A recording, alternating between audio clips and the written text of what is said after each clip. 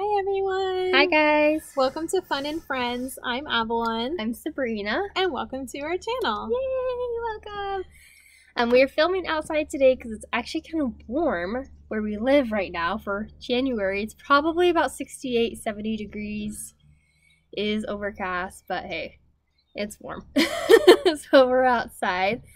We hope you guys are having a good weekend. It is a 3-day weekend for a lot of people who's in school, so yay! Awesome. Do you have anything you want to say? Not really. Not any announcements. We're up to $75, so 25 more until our giveaway. So yay! Getting close! We need to get to 100 people if you want our giveaway. It's pretty cool. I like what we're going to give away, so yep.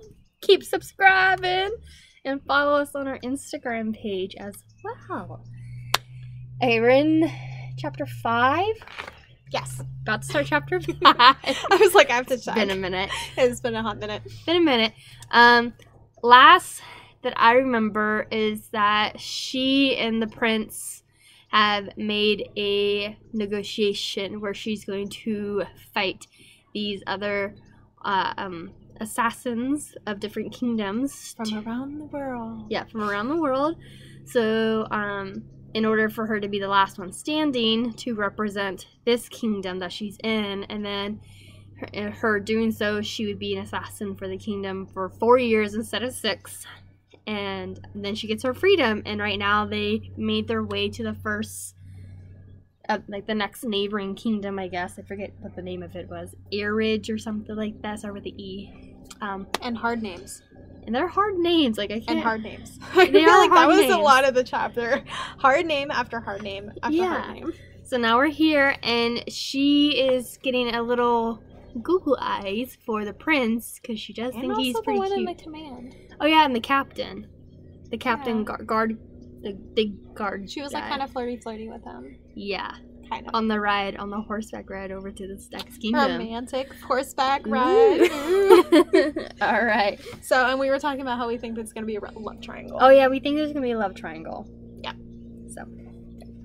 Selena brushed a stray wisp of hair from her face and allowed herself to be led into the clearing. If she wanted to break free, she'd have to go through Chartle first. Had they been alone, she might have attempted it. Yeah, Chartle. That's the first in command. Guy. Guard guy. Yeah. Had they been alone, she might have attempted, though the chains would have made it difficult. But an entourage of royal guards trained to kill without hesitation. Chartle remained close by her while a fire kindled and food prepared from the boxes of sacks of supplies. The soldiers rolled logs to make small circles while they sat while their companions stirred and fried. The crown prince's dogs, who had dutifully trotted alongside their master, approached the assassin with wagging tails and lay at her feet. Oh, the puppies. The puppies. The puppies. The doggos. At least someone was glad for her company. Hungry by the time her plate was laid in her lap, Selena became a bit more irritated when the captain did not immediately remove her irons. She got hangry. We've all been there. Have a Snickers, feel a little bit better. I've been there. I need a sneaky snack. Have you been like that before? I have. Oh, yeah, 100%. I feel bad because there's mornings when I don't get breakfast and I just become like this, don't talk gremlin. To me. I become Especially, a gremlin. When the kids are being annoying. I have a kid who likes to, repeat himself over and over and again, and I'm just like... Stop! And then on days where I actually have eaten, I'm just like, okay, can you please not do that? Thank you. No more. No more. All done. Thank you. All done. But on the days when I haven't eaten, it's like, ah!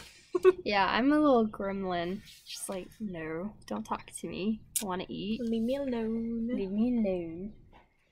After giving her a long warning look, he unlocked her chains and clamped them to her ankles. So from the wrists to the ankles. Oh, so she can't walk away. Yeah. Okay. I had to think about that one. Me too. She only rolled her eyes as she raised a small portion of the meat to her lips. She chewed slowly. The last thing she needed was to be sick in front of them. While the soldiers talked amongst themselves, Selena... Oh, yeah. Her stomach can't hold food because she's gone so long without eating actual food that it causes her to throw up. Yeah. Remember? So she's she's slowly trying to expand her stomach. Yeah. Slowly. By eating slowly. Yeah. Selena took in her surroundings. She and Charles sat with 5 soldiers. The crown prince, of course, sat with Parrington on their 2 logs far from her. While Dorian had been all arrogance and amusement the previous night, his features were grave as he spoke to the Duke. His entire body seemed tense, and she didn't fail to notice the way he clenched his jaw when Parrington spoke. Whatever their relationship was, it wasn't cordial. That's the word that we use. Earlier. Yeah. We were talking about old friends and how sometimes you just try to act cordial when you know that you guys don't get along. Yeah. Yeah. Anyway, midnight, Selena tore her focus from the prince to study the trees. The forest had gone silent. The ebony hound's ears were erect, though they didn't seem to be bothered by the stillness. Even the soldiers quieted. Her heart skipped a beat. The forest was different here. The leaves dangled like jewels, tiny droplets of ruby, pearl, topaz, amethyst, emerald, and garnet, and a carpet of riches coated the forest floor around them. Despite the ravages of conquest, this part of the oakwood forest remained untouched. It still echoed with the remnants of power that had once given these trees such unnatural beauty.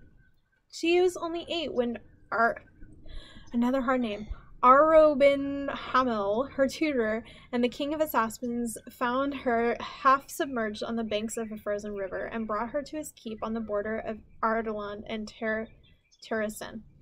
While training her to be the finest and most loyal assassin, Arobin had... I think it's Arabin. Arabin? Yeah. Okay, Arabin had never allowed her to return home to Terrasen. But she still remembered the beauty of the world before the king of Adarlan had ordered so much of it burned. Now there was nothing left for her here, nor would there ever be. Arabin had never said it aloud, but if he'd refused his offer to train her, he would have handed her to those who would have killed her, or worse. She'd been newly orphaned, and even at 8, she knew her life with Arabin with a new name, and that no one would recognize, but still someday everyone would fear it was a chance to start over. Reminds me of, like, little Annie. Yeah, but not like Annie is an assassin. It's not even... No, but, like, being 8 and orphaned and just alone.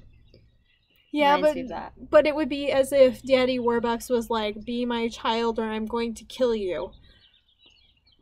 I mean, this is a little bit more aggressive, but I just think quite of a Annie. bit more aggressive. Just think of Annie. Could you imagine being 8 years old and being like, either you need to kill people for me or I'm gonna kill you? Could you imagine? It would be so hard. That kid would have a lot of mental issues as an adult. You think? I mean, that's probably why she's so hard. Yeah. Well, like, at least acts hard. Yeah, probably. Yeah. To escape the fate that led her to leap into the icy river that night 10 years ago. Damn forest, said an olive-skinned soldier in their circle. A soldier beside him chuckled. The sooner it's burned, the better, I say. The other soldiers nodded, and Selena stiffened. It's full of hate, said another. Did you expect anything else? She interrupted. Chartle's hand darted to his sword, and the soldiers turned to her, some of them sneering. This isn't just any forest. She beckoned with her fork to the woods. It's Brannan's forest. My father used to tell me stories about it being full of fairies, a soldier said. They're all gone now. One took a bite from an apple and said, along with those damn wretched fae. Another said, we got rid of them, didn't we? I'd watch your tongues, Selena snapped. King Brannan was fae, and Oakwood is still his. I wouldn't be surprised if some of the trees remember him. The soldiers laughed. They'd have to be 2,000 years old, them trees, said one. Fae are immortal, she said. Trees ain't. Bristling, Selena shook her head and took another small forkful of food. What do you know about this forest? Chartle quietly asked her. Was he mocking her? The soldiers sat forward, poised to laugh, but the captain's golden brown eyes held more curiosity. She swallowed her meat. Before Adarlan began his conquest, this forest was cloaked by magic, she said softly, but not meekly. He waited for her to continue, but she had said enough. And he prodded. That's all I know, she said, meeting his gaze. Disappointed at the lack of anything to mock, the soldiers returned to their meals. She had lied, and Chartle knew it.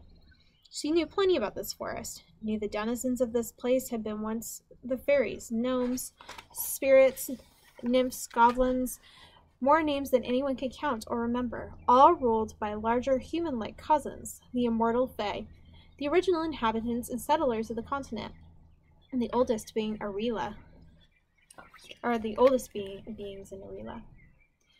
With the growing corruption of Adarlan and the king's campaign to hunt them down and execute them, the fairies and Fae fled, seeking shelter in the wild, untouched places of the world.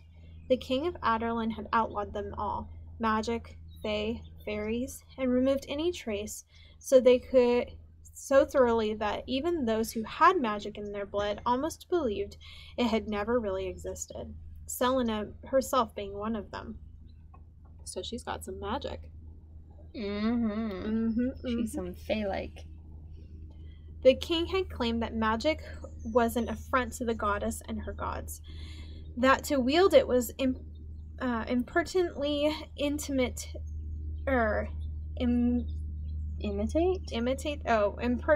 imitate their power. But even though their king had banned magic, most knew the truth. Within a month of his proclamation, magic had completely and utterly disappeared of its own accord. Perhaps it had realized the horrors were coming. She could still smell the fires that raged throughout the 8th and 9th years, the smoke of burning books, chock full of ancient, irreplaceable knowledge, the screams of gifted seers and healers as they'd been consumed by the flames, the storefronts and sacred places shattered and desecrated and erased from from history. Many of the magic users who had been burned wound up prisoners of Andover, and most didn't survive long there. It had been a while since she'd contemplated the gifts she'd lost. Through the memory of her abilities haunted her dreams. Despite the carnage, perhaps it was good that magic had vanished. It was far too dangerous for any sane person to wield. Her gifts might have destroyed her by this point. The smoking fire burned her eyes as she took another bite. She'd never forget the stories about Oakwood forests, legends of dark, terrible glens, and deep, still pools and caves full of light and heavenly singing. But they were now only stories and nothing more. To speak of them was to invite trouble. She looked at the sunlight filtering through the canopy, how the trees swayed in the wind with their long, bony arms around each other. She suppressed a shiver. Lunch, thankfully, was over. Her chains were transferred to her wrists again, and the horses were refreshed and reloaded. Selena's legs had become so stiff that Chartle was forced to help her onto her horse. It was painful to ride, and her nose also suffered a blow as the continual stench of horse sweat and excrement floated to the back of the entourage. They traveled for the remainder of the day, and the assassin sat in silence as she watched the forest pass, the tightness in her chest not easing until they left the shimmering glen far behind. Her body ached by the time they stopped for the night. She didn't bother to speak at dinner, nor to care when her small tent was erected. Guards posted outside, and she was allowed to sleep, still shackles to one of them. She didn't dream, but when she awoke, she couldn't believe her eyes. Small white flowers lay on the foot of her cot, and many infant-sized footprints led in and out of the tent. Before someone could enter and notice, Selena swept a foot over the tracks, destroying any trace, and stuffed the feathers into a nearby satchel. Fairies. Though no one mentioned another word about fairies as they traveled onwards, Selena continually scanned the soldiers' faces for any indication that they had seen something strange. She spent a good portion of the following day with sweaty palms and racing heartbeat, and kept one eye fixed on the passing woods. What? I think we have enough time for chapter 6. I think we do. Shall we jump into it? I think we'll jump into it. But she got visited by maybe a fairy. A fairy or a fae or a gnome. Maybe a gnome. Because we said it was small footprints. Yeah. Yeah, so maybe a gnome? No. We'll see. Sprite. Oh, yeah, sprite. Or a nymph. Maybe. We'll see. We'll see. Chapter 6. For the next 2 weeks, they traveled down through the continent, the nights becoming colder, the days shorter. Icy rain kept them company for 4 days. During the time, Selena was so miserably cold that she contemplated throwing herself into a ravine, hopefully dragging Chartle with her. She'd rather be dead. She's like, I'd rather be dead than be cold. At least I can take Chartle out with me. There we go. Everything was wet and half frozen, and while she could bear sodden hair, she couldn't withstand the agony of wet shoes.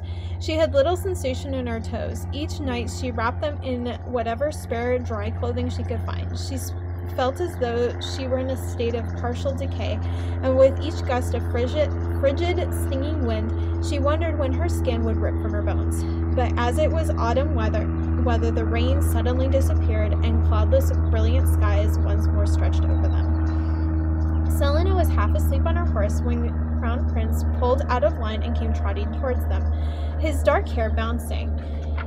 His red cape rose and fell on a crimson wave above his adorned white shirt. Above his adorned white shirt was a fine cobalt blue jerkin trimmed with gold.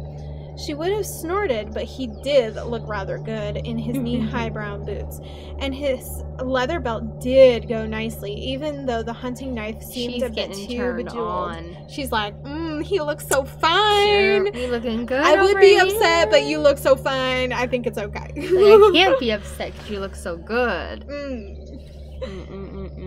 He pulled I wonder, have you ever had a man like that in your life? You're just like, I would just be so mad at you, but you look so good right now. I'm trying to think if I've ever had that moment. I don't think I've ever had that moment. Okay, guess I would, because Gary used to throw my backpack in the dumpster. Oh, in middle school. Oh, yeah. And I would never get mad at him, because he's just so cute. He was just so cute, so it was okay. Yeah. You know, boys pick on people, so. They do when they're younger. He pulled up alongside Chartle. Come, he said to the captain. Sorry. And jerked his head to the steep grassy hill that the company was starting to ascend. Where? The captain asked, jingling Selena's chain for Dorian to notice. Wherever he went, she went. Come see the view, Dorian clarified. Bring that one, I suppose. Selena bristled. That one? As if she were a piece of baggage. Yeah, I heard that ugly on its own. That one? That one? Oh, I heard that ugly Chartle tone. moved them out of line, giving her chain a fierce tug. She grasped the reins as they advanced into a gallop. The tangy smell of horsehair crept into her nostrils. They rode quickly up the steep hill, her horse jerking and surging beneath her. Selena tried not to wince as she slid backwards in the saddle. If she fell, she'd die of humiliation. But the setting sun emerged from the trees behind them, and her breath caught in her throat as a spire. Then 3, then 6 more appeared, piercing the sky. Atop the hill, Selena stared at the crowning achievement of Adderlin, the glass castle of Rifthold. It was gargantuan, a vertical city of shimmering crystalline towers and bridges, chambers and turrets, domes of the ballrooms, and long, endless hallways. It had been built above the original stone castle and cost a kingdom's wealth to construct. She thought of the first time she'd seen it 8 years ago, cold, still, frozen like the earth beneath her fat pony. Even then, she found the castle tasteless, a waste of resources and talent, its towers reaching into the sky like clawed fingers. She remembered the powder blue cloak that kept touching, the weight of her fresh curls, the scratch of her stockings against the saddle, how she had worried about the spot of mud on her red velvet shoes, and how she kept on thinking about that man, the man she'd killed 3 days earlier. So apparently she was on a mission and killed somebody. Apparently. Well, who did she kill? Because she was in the camp at that point. Because she's been in the camp for months. Well, probably someone who was trying to rape her. In the camp? Yeah. Was it like when she was? Maybe it was when she was trying to escape. This was 8 years ago. This is a memory she had 8 years ago when she first visited this kingdom. And she's talking about how she killed. That was her, I think, her first person she ever killed. And she's, 20 right now. So 8 years ago was, 14? Okay, I guess that makes sense. So. One more tower and the whole thing will One more tower and the whole thing will collapse, the Crown Prince said from the spot on the other side of Chartle. The sounds of their approaching party filled the air. We've still got a few miles left, and I'd rather navigate these foothills in daylight. We'll camp here tonight. I wonder what your father will think of her, Chartle said. Oh, he'll be fine until she opens her mouth. Then the bellowing and and the blustering will begin, and I'll regret wasting this past 2 months tracking her down. But, well, I think my father has more important matters to worry over. With that, the prince moved off. Because she'd be sassy. Selena couldn't keep her eyes from the castle. She felt so small, even far away. She'd forgotten how dwarfing the building was. The soldiers scurried about, lighting fires and raising tents. You look as if you're facing the gallows, not your freedom, the captain said beside her.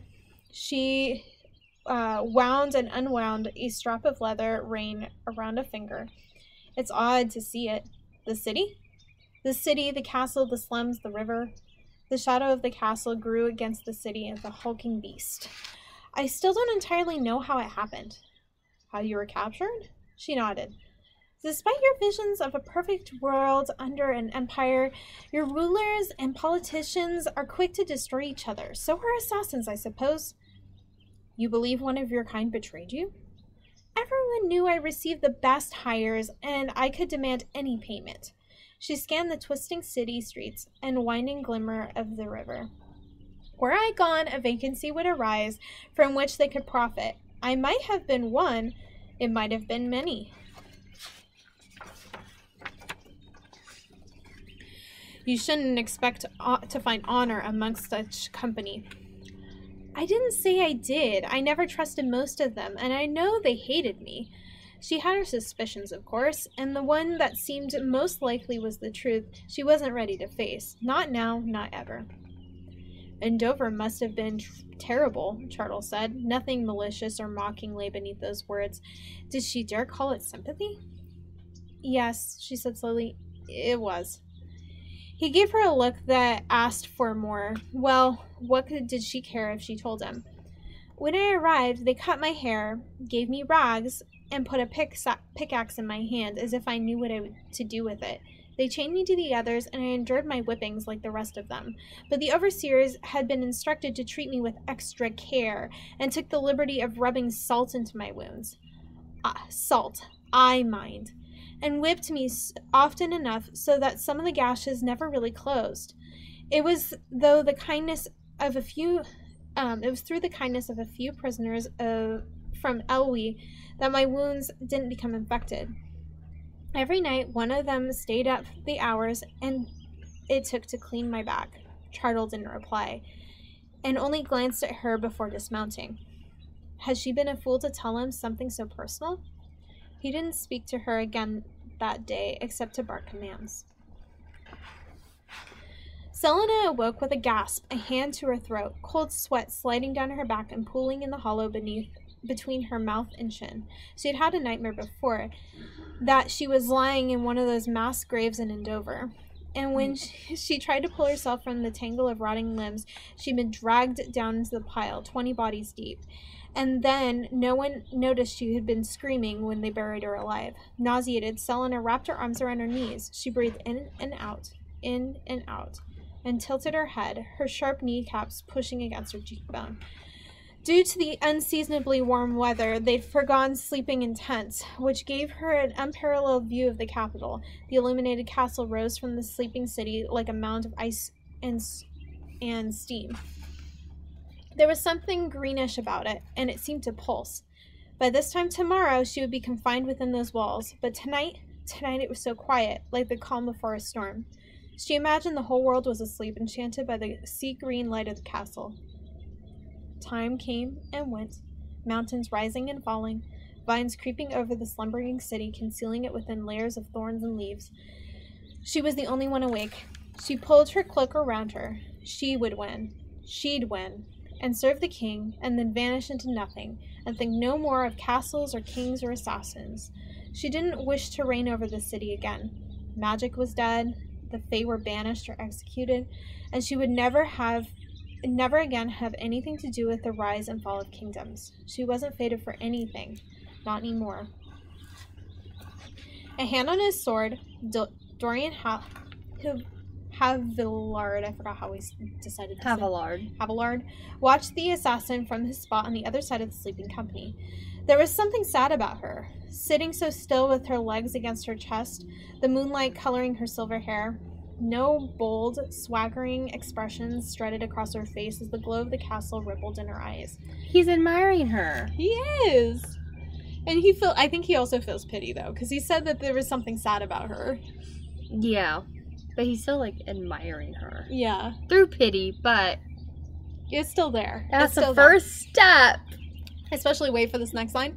He found her beautiful. I was right! If a bit strange and sour.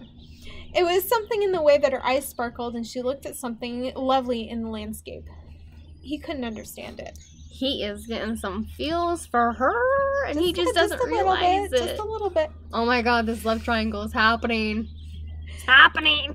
She stared at the castle unflinchingly, her form silhouetted against the blazing brightness that sat on the edge of the Avery River. Clouds gathered above them and she raised her head. Through a clearing in the swirling mass, a cluster of stars could be seen. He couldn't help thinking of how they gazed down at her. No, he had to remember she was an assassin with the blessing of a pretty face and sharp wits.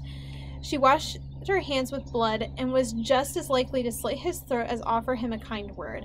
And she was his champion. She would fight for him and for her freedom and nothing more. He lay down, his hand still on his sword, and fell asleep. So he's trying to keep himself from having feelings from her. Yep. Oh my god. I'm thinking because earlier he was like, come over here, come look at the view. I don't think he was necessarily talking to Chartle. Yeah. I think he was like... trying to get her closer. He's like, oh yeah, just bring her along. But actually it was more like, bring her and then you can come along too. Yeah, you're just like the afterthought. Yes. It was a well played, sir. Well played. Cough, cough, cough, cough. Still, the image haunted his dreams throughout the night. A lovely girl gazing at the stars and the stars who gazed back. Okay, Mr. Prince. So we're having some feels here. Chartle's there. I feel like he's the one who I feel like Chartle likes her personality, and I think that the prince is just like looking at the looks. Yeah, I would say Charle is very actually interested in getting to know her, not just like as a guard, like, okay, what can I use against her? But I do think there's a little bit of genuineness there that he actually wants to get to know her, because I think he finds her intriguing, whereas the prince is like admiring her for her like looks. You are beautiful. Yeah. But doesn't actually necessarily care about her backstory. Yeah. He's just like, she's an assassin, but she's beautiful. I think the prince is just horny. That too. You know? Yeah. He's just like, you look beautiful. We've been on the road for a really long time, girl. It's been 2 months. I haven't seen another lady and you beautiful. Exactly. Oh my gosh. Okay. I do think this love triangle is beginning. I feel it beginning. I feel something. We got the little taste of it in the beginning. Yeah, I'm curious to see if she gets visited by the Fae or the gnome or whatever I again. want to know what her powers are. Well, it's obvious she is part Fae or part something. But does she know that she has it? Well, she said that she knows that she has it. Okay, so she does. She said that she didn't know that she had it, but eventually found out that she did. That she didn't think that magic existed. Right. But then she found out that she had powers, but she didn't want to use them because of the ban on the Fae. Right. And that would get her in trouble. I am excited to see what she has. I'm very excited to see what she has. I want to know what she has. I'm intrigued. I feel like she would have like some earth element. Yeah, she seems very grounded. Either that or like air, I think would be the other one. Yeah. But like not like, oh, like I can soar through the air type thing. I think it's more like little mini tornadoes. Yeah. Use of wind. Yeah. Or I feel like earthquakes would be hers. Yeah, that too. Yeah. I could see that too. Yeah, for sure. Sorry. They're teaching their dog to bark in the canyon, so it's echoing up here. But cute. Yeah, that's what I think we're gonna see next. I think we're gonna see more of the Fae bring her gifts and like help her.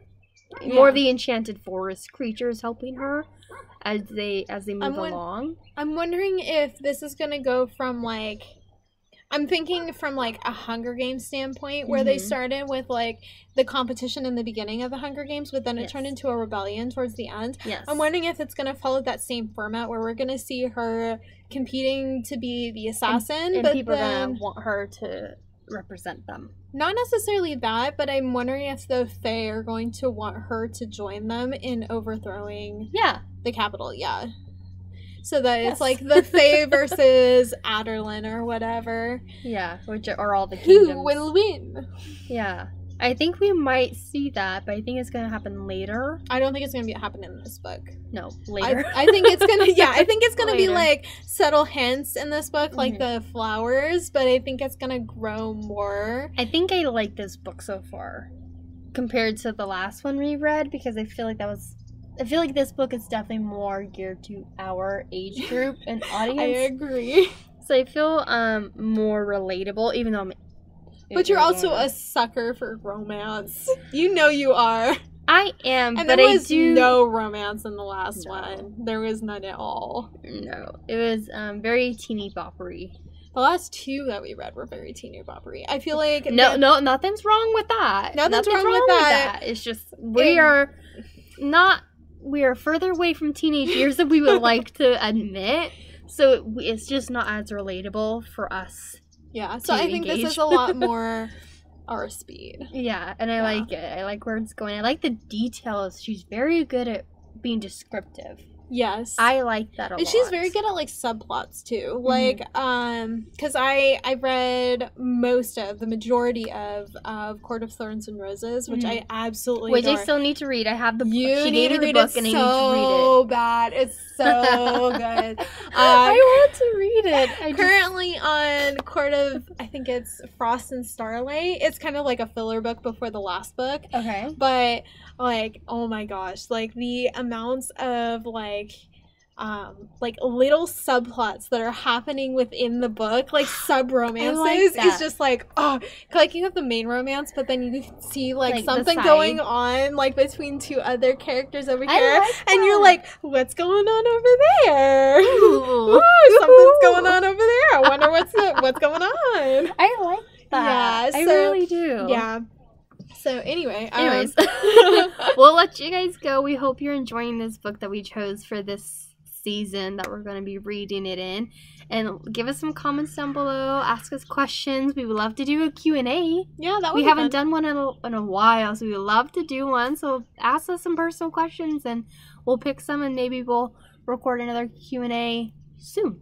Yeah. Along with another our talk show Tuesday that only had one talk show Tuesday. Yeah. I think we ended up changing it to just like get to know us. Yeah, just get to know us. But go ahead and check out that video. It's kind of long, but it's really funny. You see us interacting with each other and just being ourselves and answering fun questions. But leave us questions down below. Comment about the book so far. What do you think is going to happen? What do you like about this book so far? Honestly, I think it'd be really fun sometime to do like a live reading and get like a chat room going like while we're reading, so that we could like respond to people as we're reading. Yes. So eventually, like, I'd like to work towards doing that. So I agree. We're on the same boat with that. So I think once we get a little bit more followers, we'll start trying to do some of these sessions more live. I think it would be fun. Yeah. Yeah. Just subscribe. I can't talk, but subscribe. And yeah, we'll see you next time, okay? See you next time. Bye. Bye.